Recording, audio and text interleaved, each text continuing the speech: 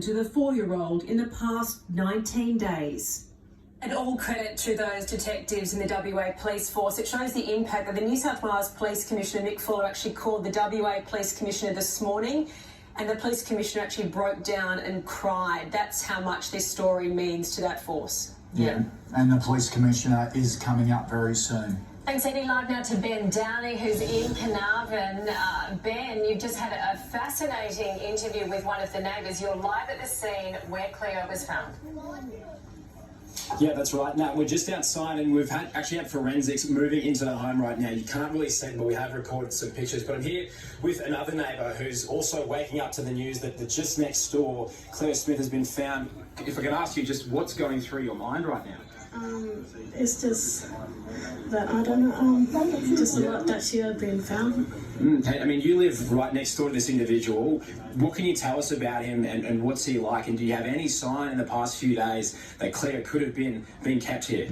I don't really know, because all I see was just strode past his house, and that was a bit not in place. And tell me more about that driving. So when he was driving, that was suspicious? Yeah, it was suspicious. Like, he went straight past his house, around, he got to the corner, and then he just took off really, fast. It wasn't the speed. How did he take off, and which direction was he going in, and what time was this going on? So like in the afternoon around 3. 1, 2, 3, you just go up and down past his house, but he'll make sure you have a look at his house first. Yeah, just get a rough, they keep an eye out. But he looked a bit suspicious out of the way he was cruising up and down. Yeah, like waving and seeing him out the Woolworths there, wasn't he? And so detectives have been going in and out of this home this morning as well. The forensic investigation is still very much ongoing. The police operation hasn't slowed down. Have police spoken to you guys and asked you for any information on your neighbour? No, the police haven't spoken to us yet. This morning, we were going to come and have a chat with them. But a lady said there was no comments. And so when you think now, what kind of help would, if they ask you for any information on him, and if I was an investigator right now saying, what was suspicious happening over the past few days, what would you tell that investigator? All I know is about him driving past. And what car does he drive? Because we know at the moment that police, over the past 3 weeks, there was a car seen driving from the Blowholes campsite at the time when Cleo disappeared. And it was meant to be a small passenger vehicle. What car did you see him driving? That one parked up in the driveway. Yeah, which one? Can you point it out for us and we'll have a look?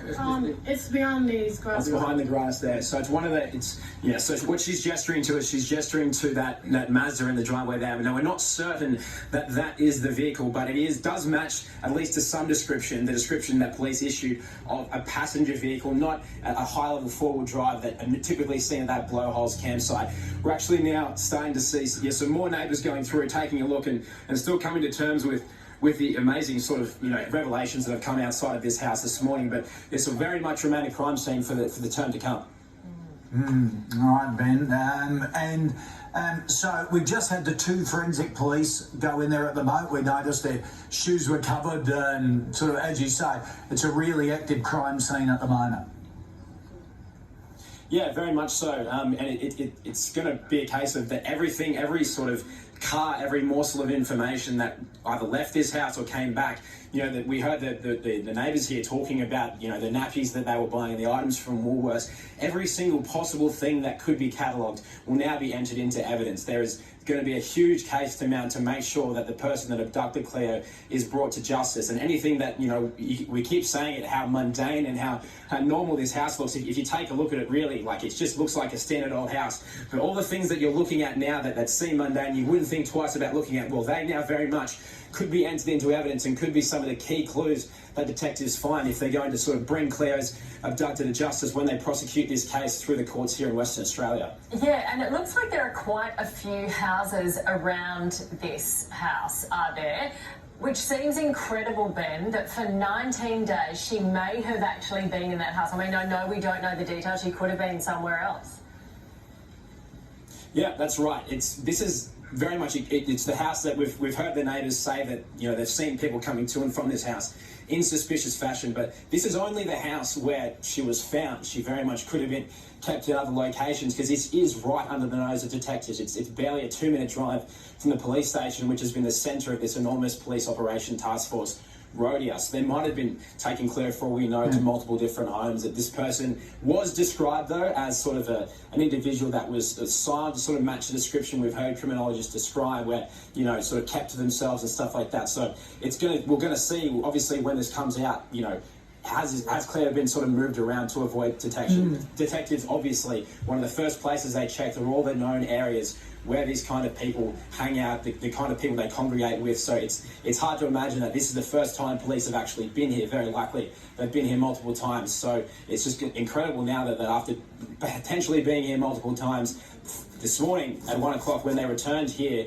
detectives, from what the witnesses described, wasn't a high-powered search warrant. Detectives walked in pretty calmly. They didn't try and bust the door down, from what we've been told. But when they did that, they were able to find Cleo alive, safe and well. Yeah, and the neighbours telling you, even late yesterday, that the suspect would drive by their house a number of times just to check it out, that there was no one there. So the extension could be that Cleo could have been left alone in that room while they go out. He's been seen at Woolies getting nappies. It's sort of, how do you keep a young girl quiet? Well, it's right. It's somehow that person's managed to do it for going on 3 weeks now. But all those movements that you've described, Koshi, about, you know, going to and from the home, doing laps of the house, you know, looking over their shoulder, they're the kind of things that Crime Stoppers were urging people to come forward with information. There's been an overwhelming response with different clues and hints that have helped police build this case. And, you know, as far as 2 days ago, they hadn't seen a physical sign of her. No sleeping bag that was taken, no item of clothing, not a fingerprint, not a footprint. But now all those little bits of information that have now proved crucial to finding her alive at this house right here. Yeah, and that's why, you know, police were at pains to say, if you have seen anything, if you've heard anything, please tell us. And they had these 100 detectives on this case. We had a former detective inspector tell us, Ben, that they may have only just got this tip-off from someone last night at the very last minute and gone straight in. Have you heard anything about that?